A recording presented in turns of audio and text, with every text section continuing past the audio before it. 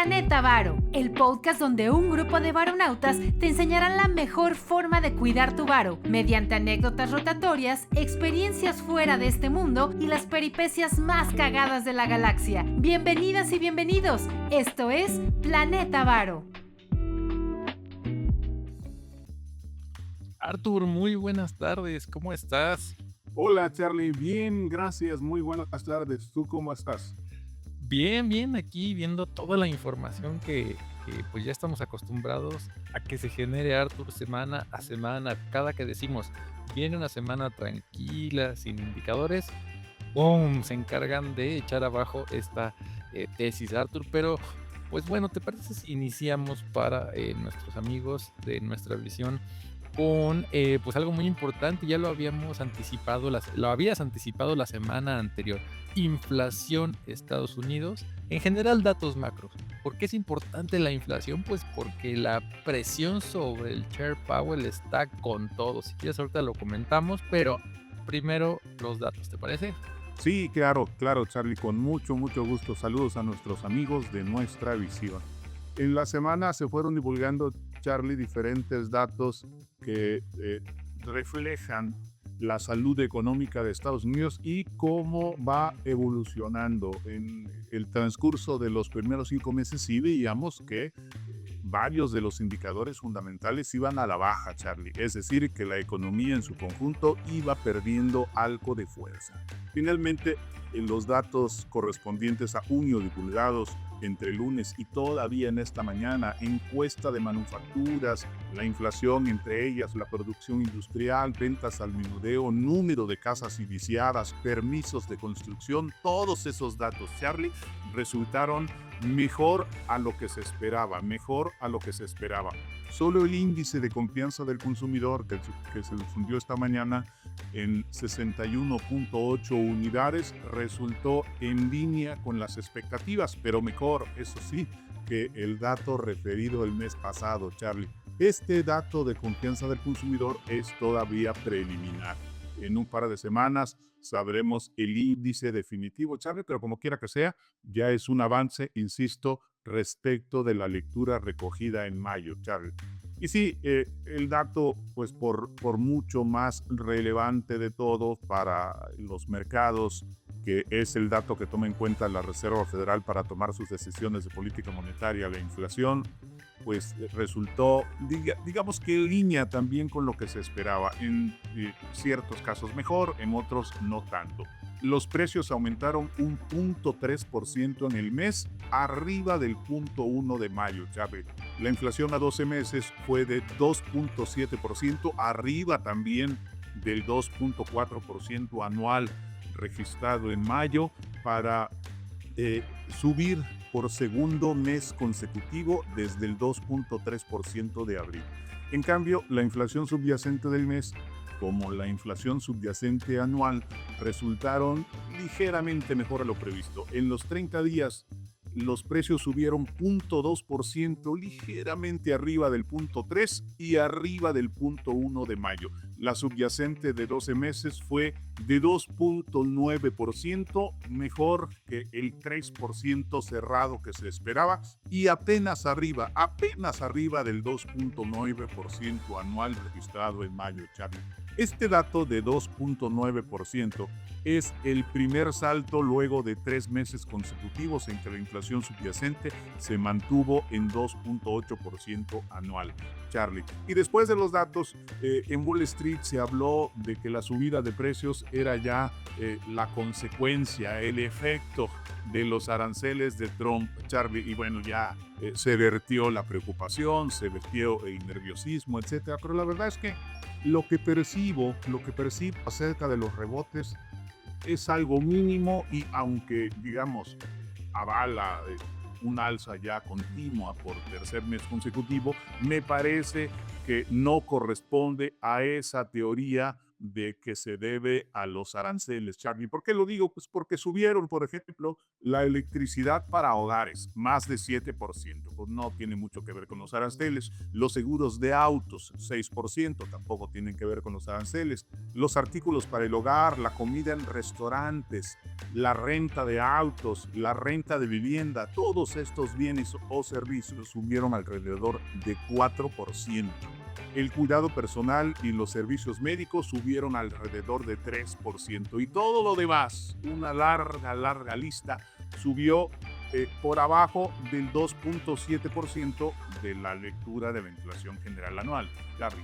Por el contrario, bajaron los precios de la gasolina más de 8%, las tarifas aéreas, los productos electrónicos y las habitaciones de los hoteles, entre 2.5 y 3.5%. Sí, esta baja de los precios de las habitaciones de los hoteles, Charlie, se la podemos adjudicar al tema de los aranceles, pero en sentido contrario, porque sabemos que Estados Unidos ha tenido una disminución considerable de visitantes. Han sido menos los turistas que se aventuran, nunca mejor dicho esta palabra, de visitar Estados Unidos a riesgo de que algo les pase, Charlie. Así las cosas con los datos macro y con la inflación. Así es, Arthur, ya ni porque los precios de las visas han estado ahí también a la revisión.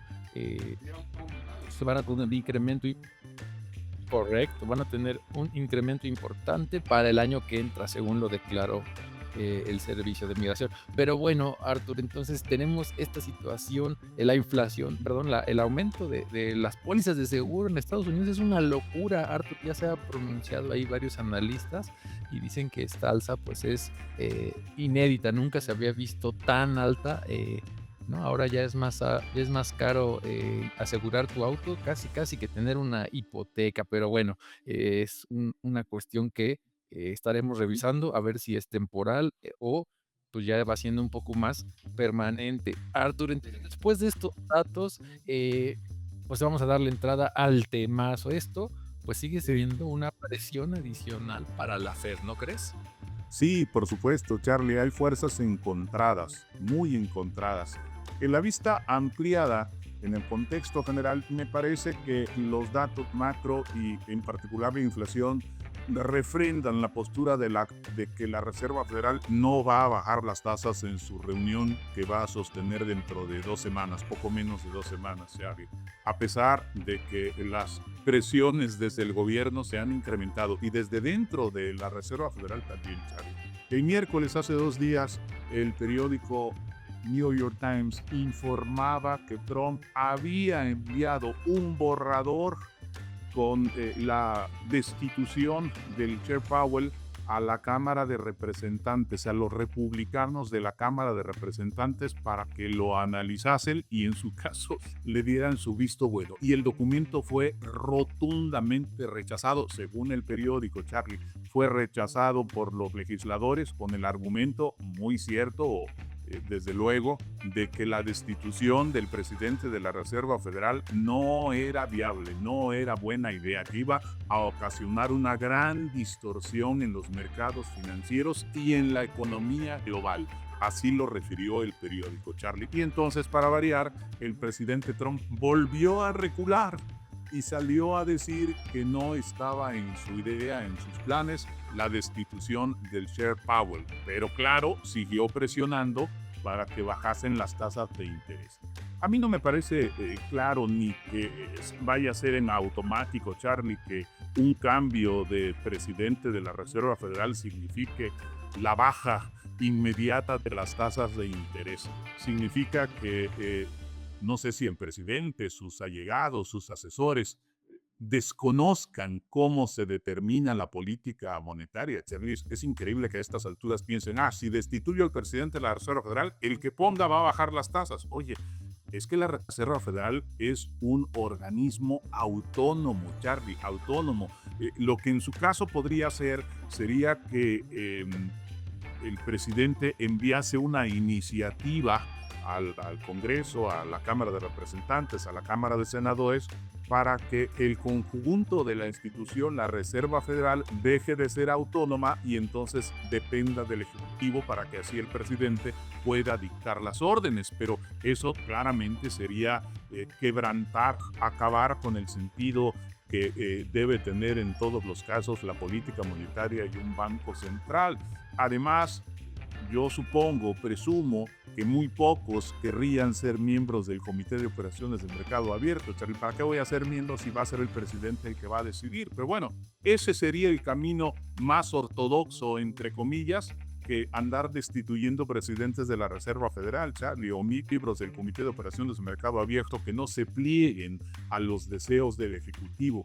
En ese sentido, también ha llamado mucho la atención desde ayer, Charlie, la comparecencia del gobernador de la Reserva Federal, Christopher Waller, que declaró y con firmeza que las tasas de interés deben bajar en la reunión de julio. Incluso dijo que deben bajar a 3%, Charlie, a 3%, lo cual sería un recorte tremendo que creo que la Reserva Federal no está en condiciones, dadas las circunstancias, las condiciones de la economía, Charlie. Y bueno, dijo el gobernador Waller que con la inflación cerca del objetivo y los riesgos al alza limitados, no deberíamos esperar a que el mercado laboral se deteriore para recortar el tipo de interés, la tasa de interés. Este gobernador, Chris Waller, como le llaman, es uno de los que aspiran a reemplazar al Chair Powell. El viernes, hoy viernes declaró a Bloomberg que si el presidente Trump, así lo dijo, si el presidente Trump me dice, Chris, queremos que hagas el trabajo, yo, es decir, el gobernador, yo diría que sí, pero aclaró que el presidente no lo ha contactado, Charlie. También insinuó que va a mostrar su voto contrario si el Comité de Operaciones de Mercado Abierto en su conjunto se manifiesta por mantener el nivel de las tasas de interés en el rango de 4.25, 4.50. Así que, pues habíamos apuntado aquí, Charlie, que este gobernador había insistido ya desde hace más de un mes sobre esta necesidad, según él, de recortar, y que al menos uno de sus colegas, Michelle Bowman, ha defendido el mismo argumento a favor del recorte de las tasas en julio, Charlie. Con todo y esto, a pesar de la presión de estos dos miembros del Comité de Operaciones del Mercado Abierto, yo creo que se va a imponer la mesura y la Reserva Federal no va a recortar las tasas, Charlie. Sí, yo también coincido. Arthur, sería un terrible golpe a los mercados. Y bueno, como dices, si bien el Chair Powell es quien da la cara, aun cuando la Fed, aparte de que es autónoma, digo, no es que él decida todo, ¿no? Hay un grupo ahí de presidentes de reservas que pues intervienen. No es algo que él diga, ¿no? No es así. Voluntad. Exacto, no es un dedazo como quiere Trump, y las tasas de hoy para mañana ya estén en 0% casi, otra vez como quisiera el presidente, ¿no? Sí, claro. Oye, Arthur, pero bueno, a pesar de esto, si quieres, vamos a esta segunda sección, porque ya nos lo anunciaste hace dos citas. Hace 2 semanas dijiste, se viene la temporada de reportes y empezamos grande, empezamos fuerte con todas las financieras, ya hablamos un poco de ellas la semana pasada, pero ahora creo que, bueno, al menos a mí, Arthur, me sorprendió el reporte de Netflix. Netflix había estado un poco apagada ahí, digo, ha estado creando contenido, etcétera, pero la verdad es que estaba ahí medio como que sí, como que no. ¿Qué nos cuentas de este reporte? Sí, Charlie, permíteme abrir boca con el reporte de Alcoa, Charlie. Hasta, ¿qué será? Hace unos 5 años, 6 años, antes del auge de estas 7 magníficas, los mercados esperaban con ansiedad el reporte de Alcoa porque era el que abría la temporada y evidenciaba o reflejaba lo que podría estar pasando con el sector industrial, el que le da sustento a la economía. Lo destacable de este caso de Alcoa, la empresa de acero y de aluminio con sede en Pittsburgh, que es vital para la economía de Estados Unidos, es que sus números fueron inferiores a los que venía generando trimestre a trimestre, pero mejores, paradójicamente, a lo que pronosticaba tanto la propia empresa como el consenso de los analistas. Sus utilidades fueron de $3.002 millones, superiores a los 2.910 millones que esperaba el mercado, Charlie. La utilidad por acción fue de 39 centavos, también por arriba de las expectativas de $0.33, o sea, 33 centavos. La acción subió el miércoles casi 7% por lo mismo, Charlie, 7%. Ayer sumó otro 3% y hoy casi 4% para llegar a $30.45 y avisorar los 39.50 de enero, que han sido el máximo del año, aunque todavía lejos de los $47.50 a los que llegó en noviembre. La acción en abril cayó hasta $22 por la amenaza de los aranceles y la empresa reconoció en este reporte trimestral que ha tenido sobrecostos de $115 millones por los aranceles al acero y a los metales en general que ha impuesto el presidente Trump. Como quiera que sea, no es que el reporte haya sido espectacular, sino que es menos malo de lo que se esperaba. Por eso el rebote considerable, Charlie. Y ahora sí, bueno, Netflix en efecto presentó resultados un tanto menor a las expectativas y por eso no fue perdonada en el mercado, Charlie. La utilidad fue de $11.008 millones, apenas arriba de los $11.006 que esperaban los analistas y por arriba de los 9.560 millones de hace un año. La utilidad por acción fue de $7.19, mejor a los $7.09 que se esperaba y muy por arriba de los $4.88 de hace un año ya. Para el tercer trimestre, aquí sí ya vienen las cosas no tan agradables, la empresa estima utilidades de $11.530 millones y utilidad por acción de $6.87. No obstante, un tanto mejor que lo que estiman los analistas. Decía que los inversionistas reaccionaron con frialdad porque estos resultados casi en línea ya estaban descontados, ya estaban incorporados en el precio de mercado. Creo que lo citamos en alguna de las sesiones previas, Charlie. El precio estaba ya muy elevado, muy inflado, y porque ahora resulta que los analistas, me incluyo, piensan que puede haber una toma de utilidades considerable, Charlie. Al 30 de junio, la acción había llegado a $1.340 para generar 50% de rendimiento en el primer semestre. Al cierre de ayer, el precio retrocedía a $1.274 para moderar la ganancia del año a 43%, Charlie. Y hoy la acción pierde casi 5% adicional después de los resultados a $1.270. La acción con la baja de ayer estaba saliendo de la zona de sobrecompra, es decir, de la zona de subida excesiva. Es la cuarta vez en el año, en lo que va del año, que sale de esa zona de sobrecompra, y en las tres anteriores, luego de salir, había retomado el alza, pero en esta ocasión me parece que ya no es un respiro para continuar el alza, sino que en esta ocasión puede darse una baja más consistente, más duradera, porque percibo, Charlie, una considerable divergencia, el indicador al que nos hemos referido en otras ocasiones, una divergencia en la que ya vemos al indicador yendo hacia abajo cuando el precio todavía está sesgado al alza a pesar de esta toma de utilidades. Así que cuidado, amigos, porque sí puede haber por ahí una recaída más fuerte, Charlie.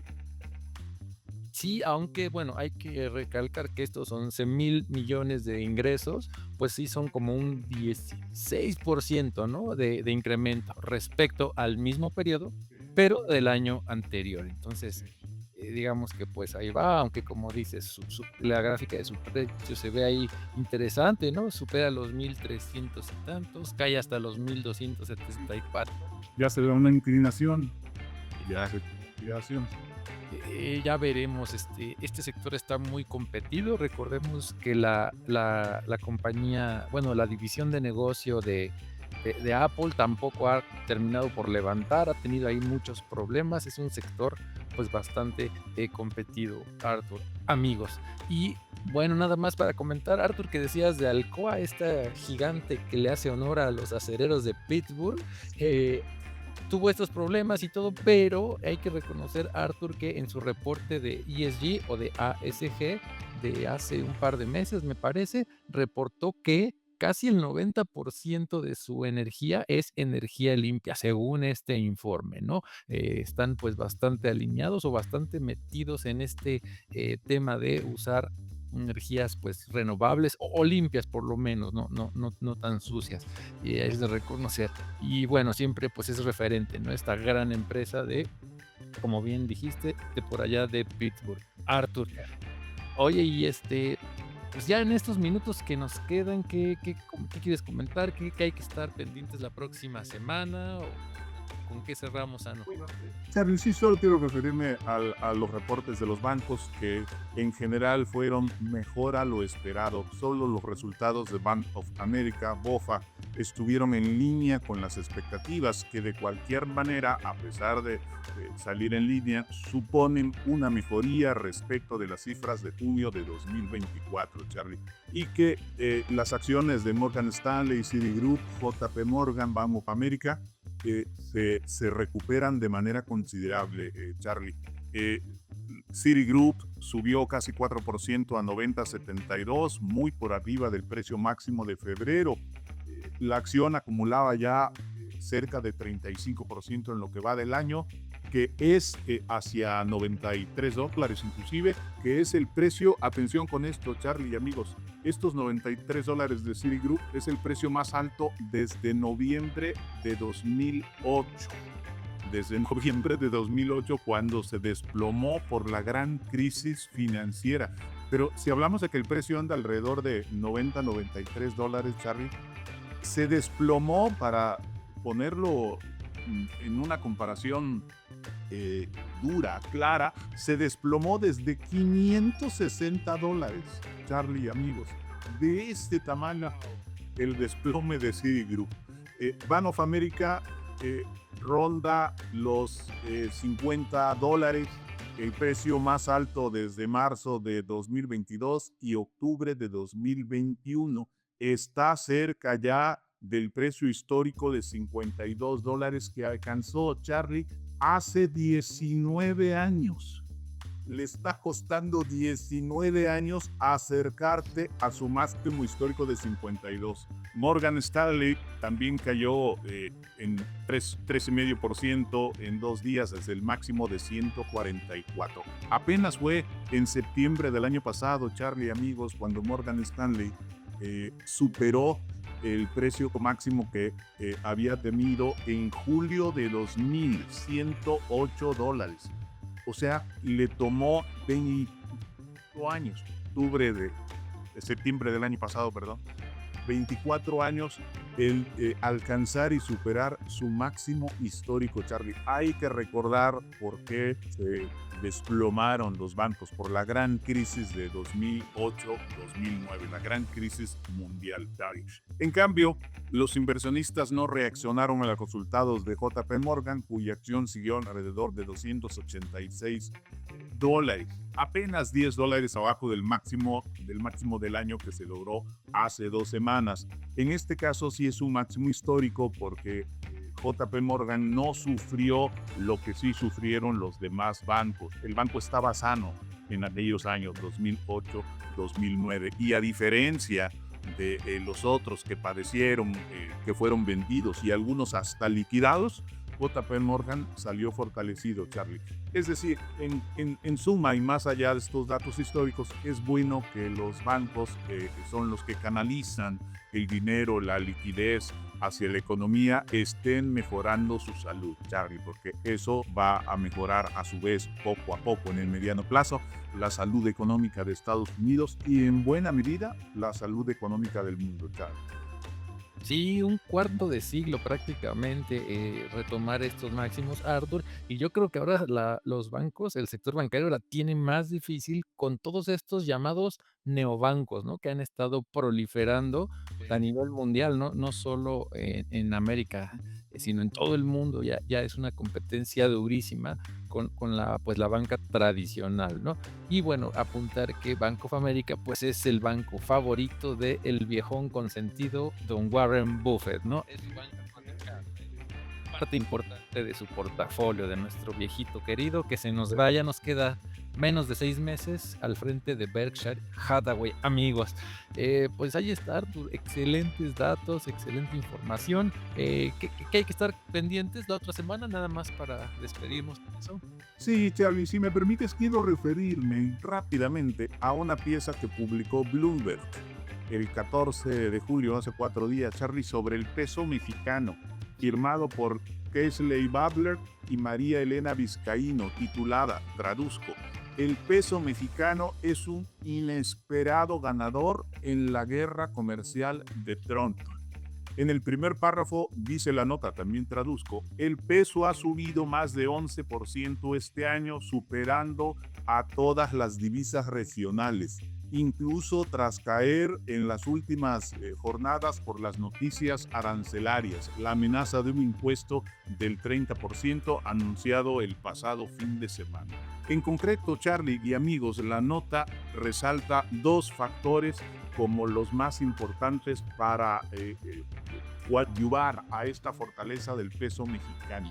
El temple de Claudia Sheinbaum, que muestra siempre serenidad ante las amenazas, ofensas, críticas y dichos de Trump, y el nivel de las tasas de interés que se mantienen altas por parte del Banco de México, Charlie. No deja de ser interesante la buena imagen que tiene la moneda mexicana vista desde el exterior, Charlie, a diferencia de los malos augurios que se hacen desde aquí, desde el interior. Wow, pues excelente noticia, Arthur. Mariana Vizcaíno, pues es una destacada reportera, ¿no? Ya tiene muchos años en Bloomberg News. Bueno, ha pasado por varias áreas, pero bueno, siempre nos trae reportajes interesantes como este. Y sí, la verdad es que, pues, la verdad es que la presidencia o la presidenta ha resuelto mejor, incluso que pues colegas, ¿no? Como el presidente de Brasil, que respondió de una forma un tanto hostil, ¿no? A los señalamientos de Trump, ya lo comentábamos, Sí, la semana pasada, sí. sabiendo que pues se está poniendo con Sansón a las patadas. Pero bueno, Artur, pues así está esto. Creo que los aranceles seguirá siendo un tema central, ¿no? En torno a, pues no solo al sector financiero, sino a muchas decisiones, ¿no? De política monetaria, de política exterior. En fin, creo que va a dar mucho de qué hablar este asunto de los tariffs, de los aranceles, ¿no? Mucho de qué hablar de aquí al 1 de agosto, Charlie, que es cuando, en teoría, comienza la vigencia de los nuevos aranceles que le ha impuesto a todos los países del mundo, Charlie. Por lo menos en esta ocasión ya no le mandó carta a los pingüinos, Charlie. Se salvaron, pero bueno, Canadá fue de los grandes raspados. En fin, amigos, ya creo que lo pueden revisar en nuestras emisiones anteriores, Arthur. Pues ahora sí creo que nos despedimos, Arthur. Estuvo buena la charla, buen fin. Nos vemos la otra si tu agenda te lo permite, y nos vemos, amigos. Claro que sí. Gracias, Charlie. Saludos a todos. Visita nuestras redes sociales en www.planetavaro.com. En Facebook y YouTube nos encuentras como Planeta Varo y nos puedes escribir cualquier duda o comentario en Instagram como @planetavaro.